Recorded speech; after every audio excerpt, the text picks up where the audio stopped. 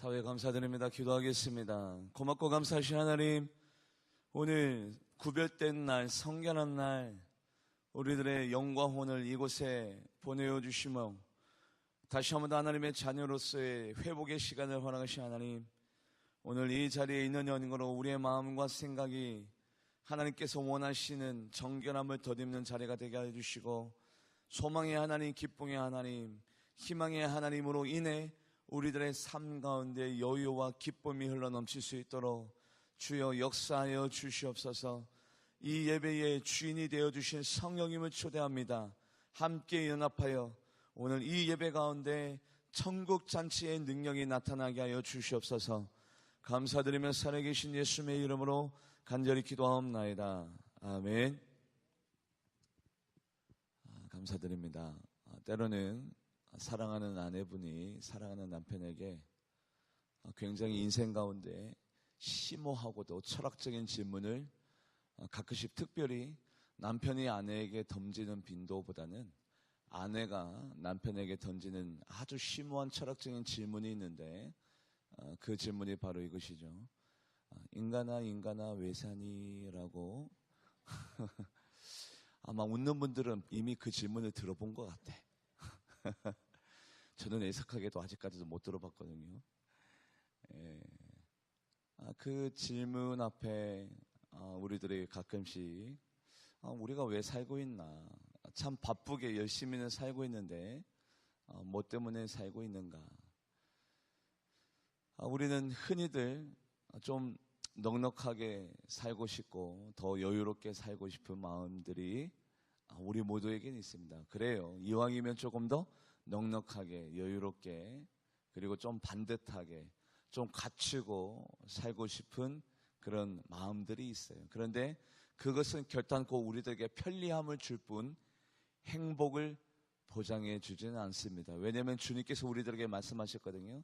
탐심을 너희들에게 물리쳐라.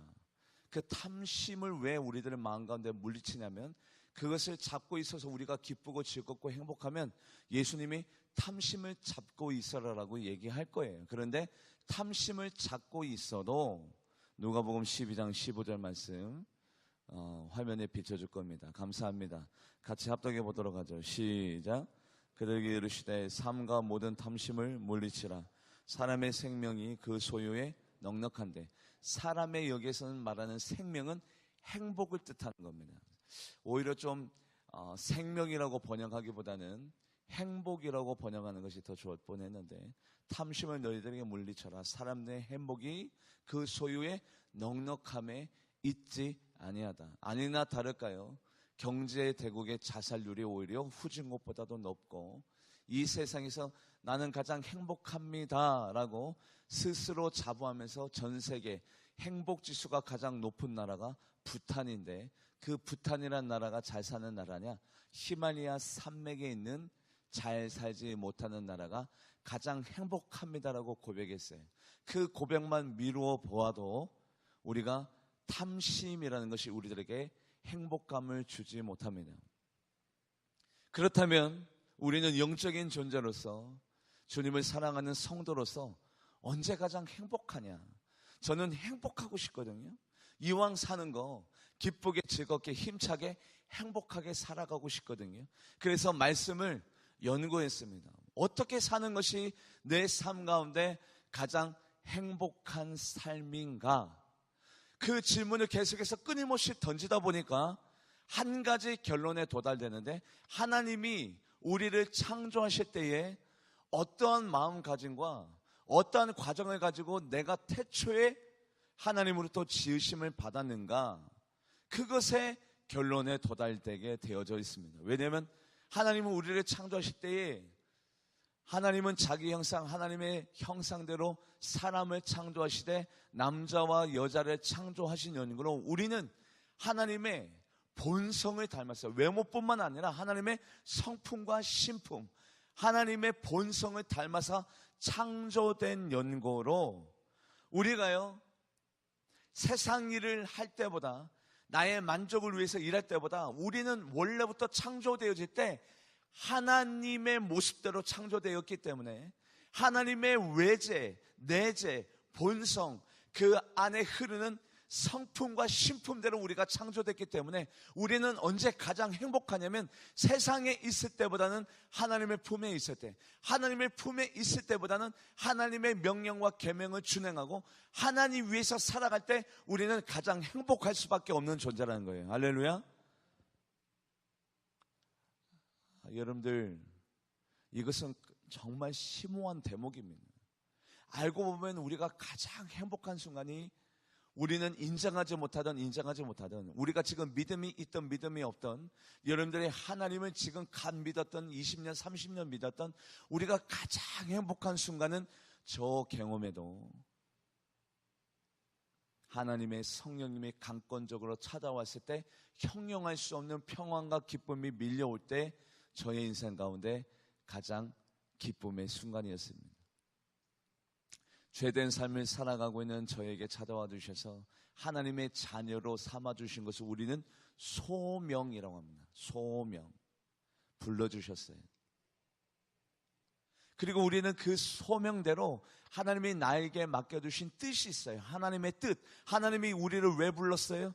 하나님의 뜻이 있기 때문에 불렀어요. 그 뜻을 우리가 준행하면서 나아가는 것을 사명이라고 합니다. 그리고 이 하나님께서 나를 불러주셨고 내가 해야 될 일이 있다는 이 사명이 나의 삶 가운데 발견되어지는 것을 받아들이는 것을 숙명이라고 하고, 내가 일평생 그 숙명대로 살겠습니다, 이 고백이 우리의 운명이 되어야 돼요. 그래서 소명, 사명, 숙명, 운명을 내가 받아들일 때 가장 행복감을 누릴 수 있다는 거예요. 그런데 세상 사람들은 그 행복을 어디서 찾아요? 마시는데, 먹는데, 놀러 가는데, 육체의 쾌락을 위해서 쫓지만 바닷물을 먹으면 먹을수록 계속해서 갈증이 심해지는 것처럼 그들이 약을 의지하고 알코올을 의지하고 다른 것을 의지하여도 그들의 마음 가운데 그 순간만 지나가면 황량함과 고독함이 그들의 인생을 죄어오는 것처럼 진정한 행복의 길, 생명의 길을 세상 사람들은 모르지만 크리스찬들도 몰라요. 교회만 왔다 갔다 하면 행복할까요? 아니요. 하나님의 일을 할 때, 하나님의 명령을 우리가 철두철미하게 지키며 나아갈 때 우리는 가장 행복하는데, 오늘 본문 말씀을 볼까요? 사도 바울이 돌에 맞아서 죽은 줄 알고 사람들이 던져버렸대요. 버려버렸대요. 여러분들, 의사 선생님들이 얘기합니다. 사람이 다쳤긴 다쳤는데 사람들이 죽은 줄 알고 착각해서 버린 정도 되면 바로 전치 2개월에서 3개월은 촉이 나온다 이거예요. 병원에 2달, 3달 병원에 입원할 정도로 다쳐야 사람이 죽었구나 착각할 정도가 된대요. 그래서 지금 사도 바울은 전치, 현대로 얘기하면 전치 2개월, 3개월은 부상을 당한 정도로 많이 다쳤어요. 다쳤는데 오늘 본문 말씀을 보면 바나바와 함께 며칠 있다가 다시 일어났어요. 그 이튿날 바로, 방송실 감사해요. 바나바와 함께 그 이튿날 바로 일어나서 이곳에서 60km가 더 떨어진 더베로 발걸음을 향해 올라갑니다. 왜 발걸음을 옮겼어요? 전도하러, 사명을 완수하러. 좀 쉬었다 가도 되는 거 아닙니까? 전치 2개월에서 3개월 지금 나왔는데 얼마나 많이 다쳤겠어요. 사람들이 죽은 줄 알고 갖다 버렸으니. 그런데도 불구하고 그 다음날 바나바와 함께 더베로 떠나는데 사도 바울의 발걸음이 온전했을까요? 절투.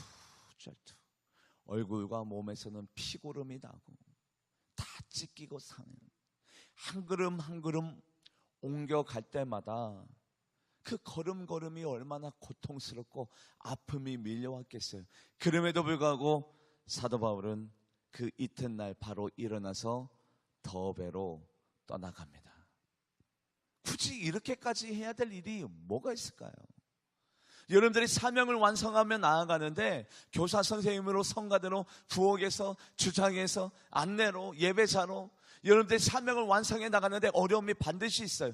그럼에도 불구하고 그렇게 철두철미하게 사명을 완성하며 나아가야 될 단 한 가지 이유가 있는데, 그 이유가 뭡니까? 나의 달려갈 길과 주 예수께 받은 사명, 그 사명을 완성하며 나아가는 데는 나의 생명을 조금도 귀한 것으로 여기지 아니할 만큼, 나의 생명을 조금 더 귀한 것으로 여기지 아니하는 나의 달려갈 그 사명은 누가 주셨기 때문에? 우리 주님께서 나에게 직접 주신 거예요. 내가 선택한 것이 아니라 주님이 나에게 명령하시고 나에게 주신 거예요. 주님이 주시고 주님이 나에게 행하라고 심부름시키시고 주님의 음성이 있었기 때문에 우리는 그 사명을 절대 놓칠 수 없어요. 사도행전 20장 24절 말씀 같이 읽어봅니다. 시작. 내가 달려갈 길과 주 예수께 받은 사명, 꼭 하나님의 은혜의 복음을 증언하는 일을 마치려면은 나의 생명조차 조금 더 귀한 것으로 나에게는 달려갈 길이 있다. 나의 달려갈 길과 주 예수께 받은 사명, 곧 하나님의 복음의 은혜를 전달함을 마치려 하면은 나의 생명을 조금 더 귀한 것으로 생명조차도 아깝지 아니할 정도로 나에게는 달려갈 길이 있는데, 그 길이 복음의 길인데, 그 복음의 길을 내가 선택한 것이 아니라 내가 취하는 것이 아니라 주님께서, 내 사랑하는 주님께서 나에게 명령해 주신 연고로, 내가 너무나도 귀하게 생각하는 주님께서 나에게 맡겨두신 명령이 있는 그 사명, 그 사명이 있는 연고로 오늘도 나는 다쳤어도, 내가 죽는 한이 있다 하더라도, 나에게 희생이 사람들이 몰라준다 하더라도 나는 이 길을, 나의 달려갈 길, 이 길을 걸어가겠습니다의 고백이 여러분들과 저의 고백이 되기를 주님의 이름으로 간절히 바랍니다. 저는 예배 시간에 핸드폰을 꺼놓는데 오늘은 핸드폰을 꺼내지 않았어요. 정확하게 얘기 드리려고. 오늘이 2017년도 7월 30일, 세상 말로는 일요일 9시 55분 울산 제일성결교회에서 김성국 목사가 설교하고 있습니다. 여러분들, 이 시간은 착각하지 마십시오. 다른 목사가 절대 감당할 수 없어요. 기능적으로는 저보다도 훌륭하고 말씀 잘하는 목사님들이 이 세상에 많이 있습니다. 저는 말씀이 뛰어난 사람은 아니에요.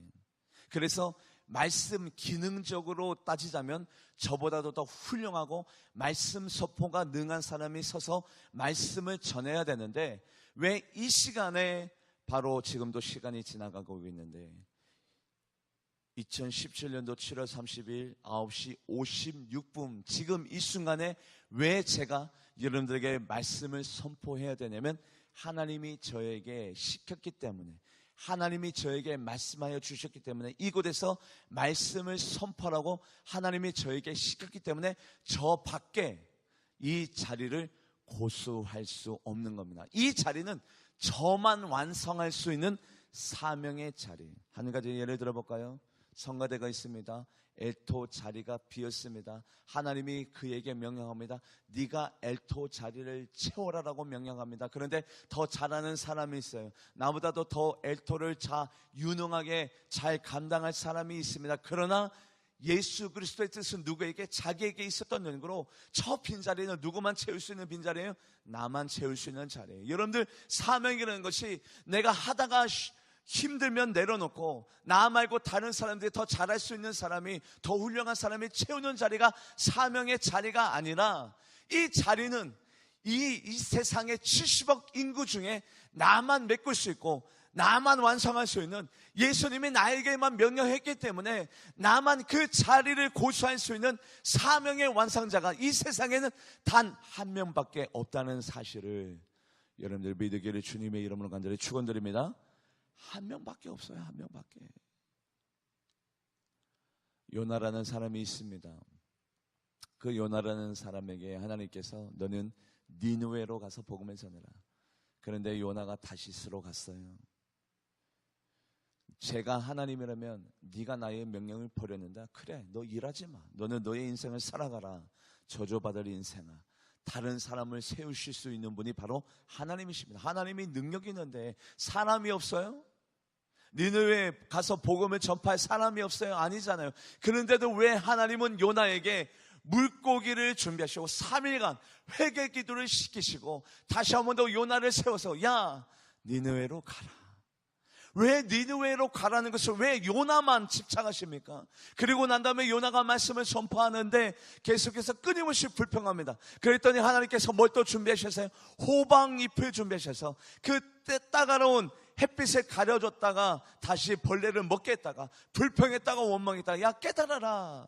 네가 하는 그 사명이 온전한 사명이다. 불평하지 말으라라고. 왜 끊임없이 하나님은 요나만 붙잡고 니느웨를 구원시키려고 합니까? 왜요?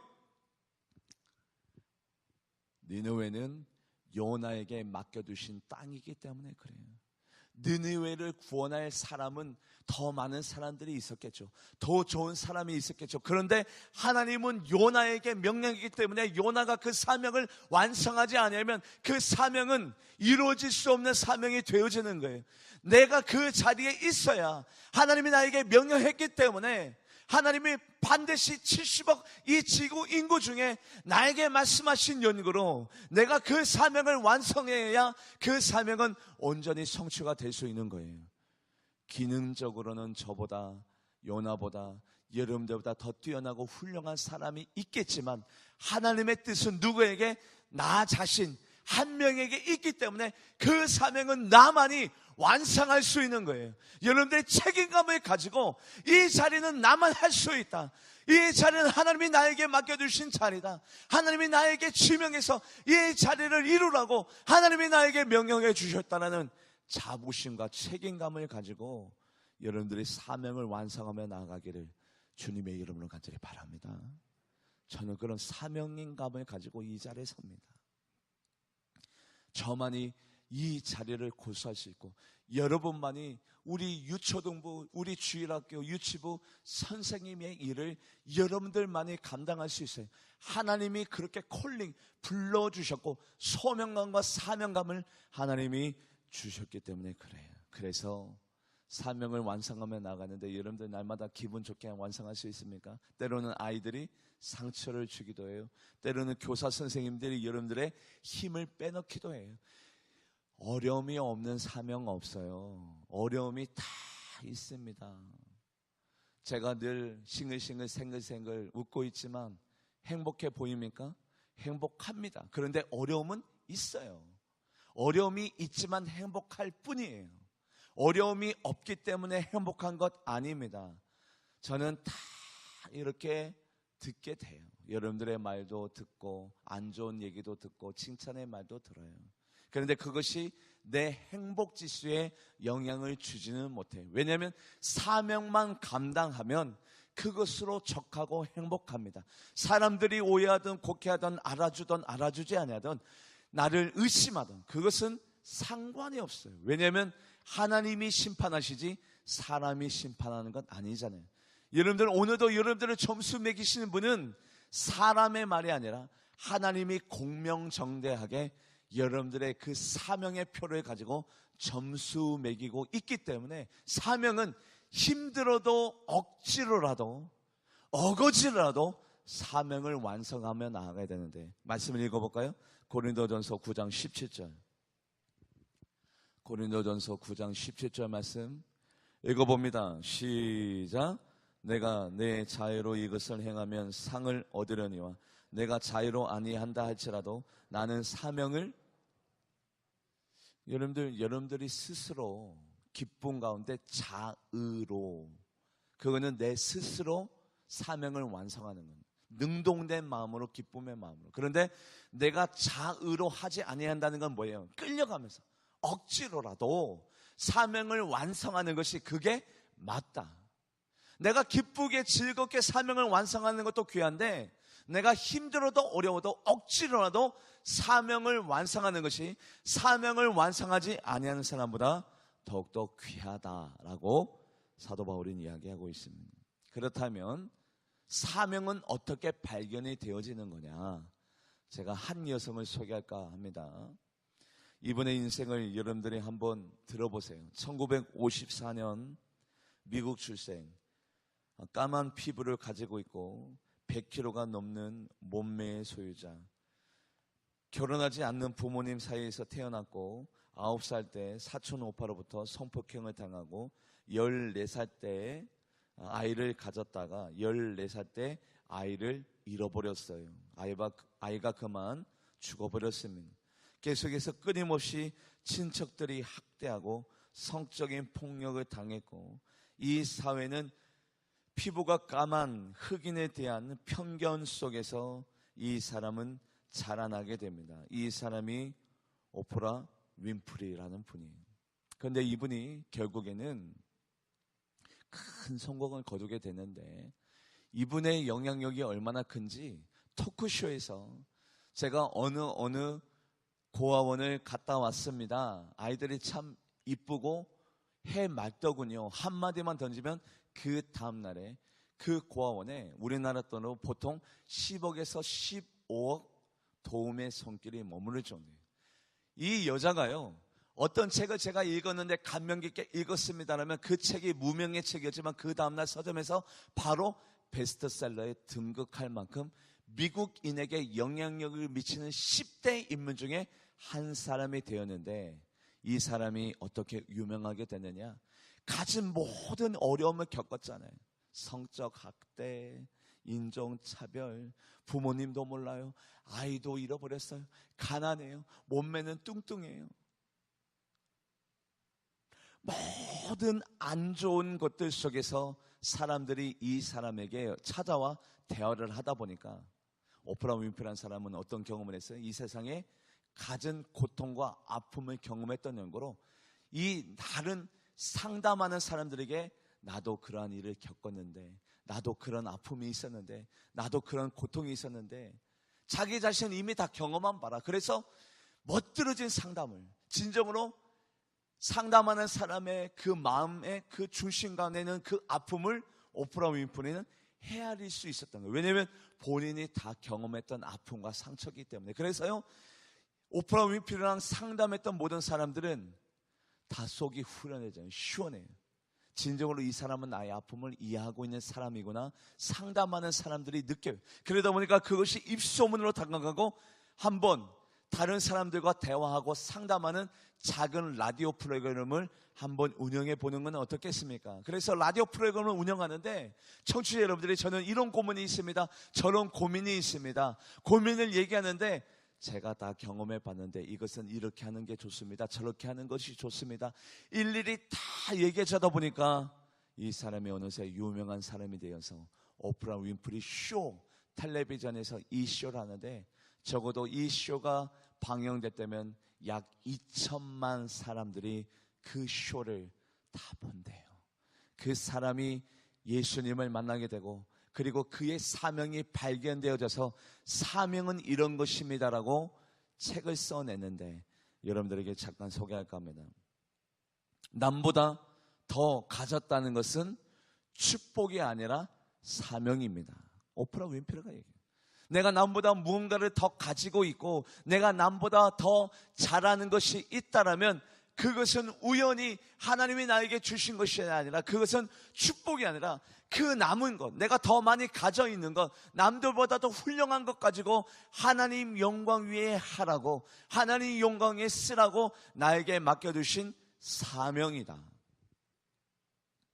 남보다 더 아파하는 것이 있다라면 그것은 고통이 아니라 사명이다. 눈물 젖은 빵을 먹어본 자가 다른 이들의 아픔과 상처를 더욱더 깊이 있게 이해할 수 있듯이, 내가 몸이 아파보고 내가 인생의 고통과 어려움을 겪어봐야 다른 사람의 눈물의 의미를 잘 알 수 있듯이, 고통은, 아픔은 슬픔이 아니라 사명이다.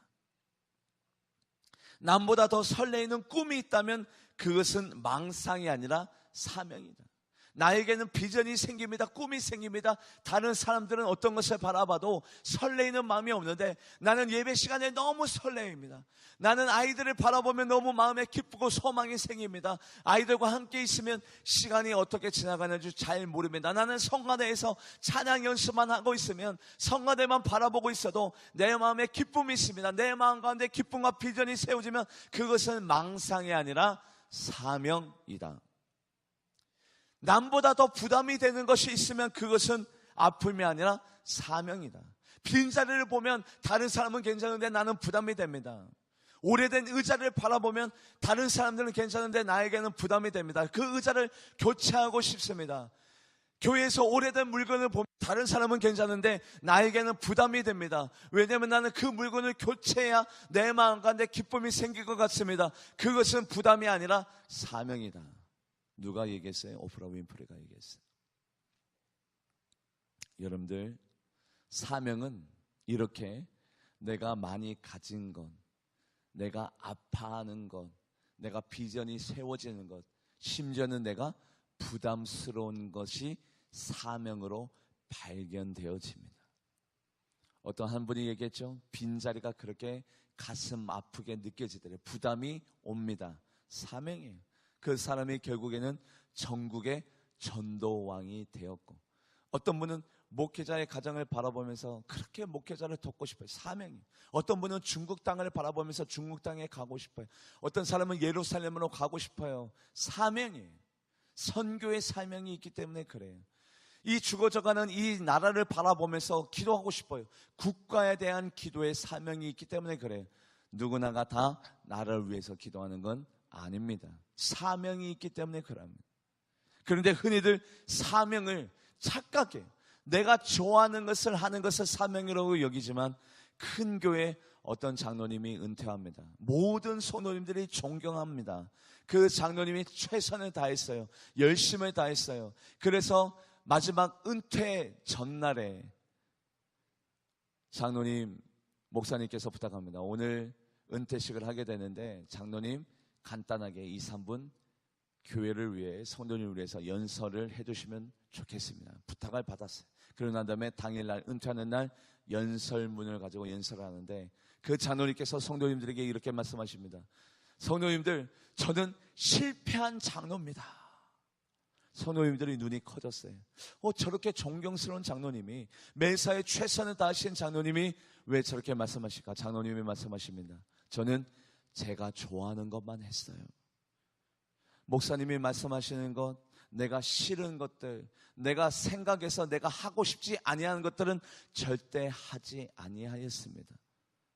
여러분들, 사명자는 가리지 않습니다. 순종만 할 뿐, 충성만 할 뿐, 사명자는 가리지 않습니다. 저는 제가 좋아하는 것들만 열심히 하였고, 제가 마음 가운데 꺼름칙하게 생각하고 제가 싫어하는 것은 절대 하지 아니하였습니다. 저는 실패한 장로입니다. 여러분들, 저처럼 신앙생활 하지 마십시오. 여러분들, 우리도 마찬가지예요. 내가 복음을 전할지라도 자랑할 것이 없으면 내가 부득불할미라. 우리가 때로는 힘들고 어려운 중에서도 이 사명을 고수하며 완성하며 나아가야 하는데, 우리가 사명을 완성하는데 부수적인 요소들이 계속해서 사명 가운데, 그 순수한 마음 가운데 가미가 되어져요. 이를테면 내가 사람을 좋게 하랴 하나님을 좋게 하랴, 내가 사람을 기쁘게 하였다면 내가 그리스도의 종이 아니라, 사명을 완성하는데 자꾸 뭐가 봐요? 사람들이 의식이 돼요. 사람들의 칭찬함, 사람들이 나를 알아줬으며, 이 교회에서 나의 포지션이 이렇게 올라갔으며, 계속해서 하나님을 사랑하기 때문에 이 자리에 왔고, 하나님 앞에 영광 올려드리려고 이 자리에 나왔는데, 내가 사람을 좋게 하랴 하나님을 좋게 하랴, 내가 사람에게 기쁨을 구했다면 내가 그리스도의 종이 아닌데, 그럼에도 불구하고 많은 사람들이 하나님의 일을 하면서 사람을 바라봐요. 갈라디아서 1장 10절 말씀 같이 읽어볼까요? 갈라디아서 1장 10절 말씀 같이 읽어보죠. 시작. 이제 내가 사람에게 좋게 하랴 하나님께 좋게 하랴 사람들에게 기쁨을 구하랴. 내가 지금까지 사람의 기쁨을 구했다면 그리스도의 종이 사명을 완성해 나가는데, 여러분들, 사람들의 매기는 점수, 사람들이 여러분들에 대한 평가 다 훌을 털어버리고 하나님께 나의 중심이 놓여져 있다면 그것으로 족한 삶을 우리 모두가 살아가기를 주님의 이름을 간절히 부탁드립니다. 우리 주님의 사명. 우리 주님도 어떤 사람이었죠? 사명자였어요. 사명을 완성하며 나아가는데 어떻게 사명을 완성했느냐? 그가 곤욕을 당하여 괴로울 때도 그 입을 열지 아니하였으며, 마치 도수장으로 끌려가는 어린 양과 털 깎는 자 앞에 잠잠한 양처럼 그 입을 열지 아니하였다. 우리 이사야 53장 7절, 이사야 53장 7절 말씀 같이 읽어보도록 합니다. 시작. 그가 곤욕을 당하여 괴로울 때도 그 입을 열지 아니했으며, 마치 도수장으로 끌려가는 어린 양과 털 깎는 자 앞에 잠잠한 양같이 그의 입을 열지. 우리 주님께서 사명을 완성해 나갈 때 불평 한마디 했던가요? 원망 한마디 했던가요? 다 힘들고 억울해도 입을 굳건히 붙들고 골고다 언덕만 올라가셨어요. 이게 바로 사명자의 모습이에요. 사명자는 시끄러우면 안 돼요. 사명자는 다른 사람들에게 상처 주면 안 돼요. 그것은 사명자가 아니기 때문에 시끄럽고 상처가 생기는 거예요. 사명자는 누구만 생각해요? 하나님만 생각해요. 사람 바라보지 않아요. 그래서 하나님에게 기쁨만 올려드렸으면 그것으로 족해요. 내가 일하는데 너는 왜 일하지 않냐? 내가 열심히 하고 있는데 너는 왜 지금 놀고 있냐? 다른 사람 바라보지도 않아요. 비교하지도 않아요. 평가 내리지도 않아요. 그럴 시간이 없어요. 하나님만 알아주고 하나님만 바라보면 돼요. 그래서 정말로 내가 좋은 사명자라면 이란 사람이다. 너는 그리스도의 좋은 병사냐? 너는 정말 나와 함께 호흡하고 나의 영광을 위해서 살아가고 있는 나의 신실한 일꾼이냐? 네가 그리스도의 좋은 군사라면 나와 함께 뭐를 받아라? 고난을 받아라. 디모데후서 2장 3절에서 4절 말씀 같이 읽어볼까요? 시작. 너는 그리스도 예수의 좋은 병사로 나와 함께 고난을 받아라. 병사로 복무하는 자는 자기 생활에 얽매이는 자가 하나도 없나니 이는 병사로 모집한 자를, 하나님만 기쁘시다라면 내가 조금 고통스러워도 돼. 하나님만 영광된다라면 나는 오늘도 억울해도 돼. 나를 모집한 분을 기쁘게 하시려면 네가 너와 함께 고난을 받을지어다. 내가 그리스도의 좋은 병사가 됐다면 자기 생활에 얽매이는 사람이 없어요. 왜냐하면 나를 모집한 하나님을 기쁘시게 여기려 하려 한다라면 내 시간 때문에 하나님 나는 바빠요. 나는 탤런트가 없어요. 나는 능력이 없어요. 다른 사람 세워요. 하나님은 오늘도 나에게 말씀하고 있는데 그 사명은 나만 지킬 수 있는 사명인데 다른 사람 시켜요. 저보다 더 잘한 사람 많잖아요. 하나님의 뜻을 몰라도 너무 모르는 거예요. 이 자리는, 이곳은 나만이 지킬 수 있고 예수님이 나에게 명령하신 자리라 나만이 고수할 수 있는 나의 자리인 그 책임감을 우리가 잃어버릴 때 나는 못하겠네, 다른 사람 시키세요. 나는 준비가 안 되어 있습니다라고 얘기하지만 이 사명의 자리는 예수님 말고 십자가를 질 수 있는 사람이 있었던가요? 예수님만이 할 수 있습니다.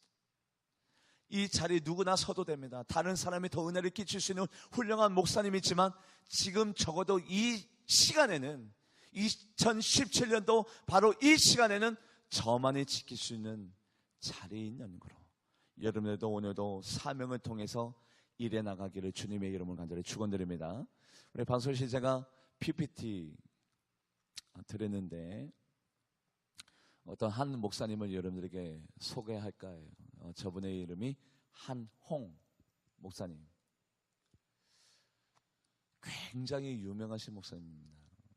이분이 어떻게 유명하게 됐냐면 목사님들이 이제 시간이 많아지고 부교육자 생활을 하다 보니까 스터디 그룹을 만들었어요. 스터디 그룹. 그래서 목사님 4분, 5분이 이렇게 모여서 서로 성경을 읽고 발표를 하는 작은 모임을 스스로 만들었어요.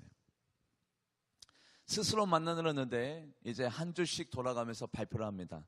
이제 뭐 예를 들면 창세기부터 쭉 해서 서로 목사님들이 연구해서 발표를 하면 그것이 목회하는 데 도움이 되겠죠. 말 그대로 성경 스터디 그룹을 자체적으로 만들어서 이렇게 돌아가는데 한홍 목사님 차례가 됐어요. 그런데 이 한홍 목사님이 딱 일어나더니 PPT를 켜고 자료를 나눠주고 그림을 준비해 오고 자료들을 목사님에게 제시하면서 PPT를 통해서 정말 멋들어지게 자기가 맡은 본문을 분해하고 분석하고 최선의 강의를 하는 그 모습을 뒤에서 누군가가 조용히 보고 있었는데, 그분은 하용조 목사님이 우연찮게 교회를 돌아다니시다가, 저도 교회에 어디 선풍기가 켜진 곳은 없는지, 전기가 켜진 곳이 없는지, 꺼진 곳이 없는지 저도 시시때때로 이렇게 돌아다닙니다. 돌아다니다 하용조 목사님이, 한옥 목사님이 강의하는 그 내용을 뒤에서